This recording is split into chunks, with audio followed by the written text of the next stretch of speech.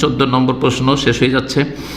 বলছেন, কোন দেশের সরকার বিদেশিদের মাছ ধরতে নিষেধ করে?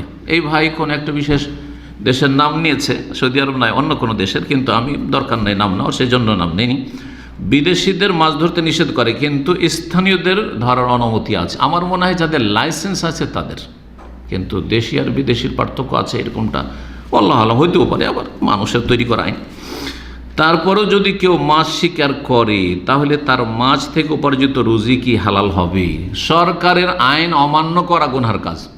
সরকারের আইন অমান্য করা গুনহার কাজ, যদি সেই আইনটি সরাসরি ইসলামের সাথে সাংঘর্ষিক না হয়। ওদের দেশ, ওদের দেশের সাগর, ওদের দেশের নদী, বলছেন না এইখানকার লোকেরা, লোকাল লোকেরা এখান থেকে ধরে খাবে। আপনি বিদেশ থেকে যে চাকরিতে ওই চাকরিতে সীমিত থাকেন, আইন তৈরি করেছে। এখন সরকারের আনুগত্য করা ফরজ, বোঝা গেছে। কিন্তু যদি কেউ আনুগত্য না করে তাহলে তার রুজি হারাম হয়ে যাবে, এটা বলতে পারবো না। কারণ সরাসরি যে রুজিটা নিচ্ছে মাছ থেকে, মাছটা তার হালাল, মাছ ধরা হালাল, মাছ শিকার করা হালাল, সুতরাং তার রুজি হারাম এটা বলবো না। তবে সেই ব্যক্তি গুনাহগার। কিসের গুনাহগার? সরকারি আইন অমান্য করার।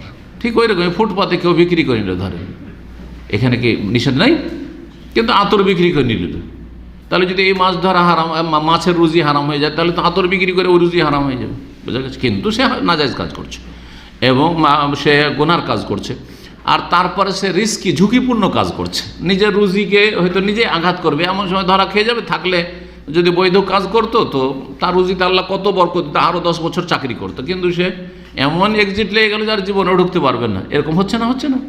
সুতরাং নিজেকে ক্ষতির দিকে ঠেলে দেবেন না।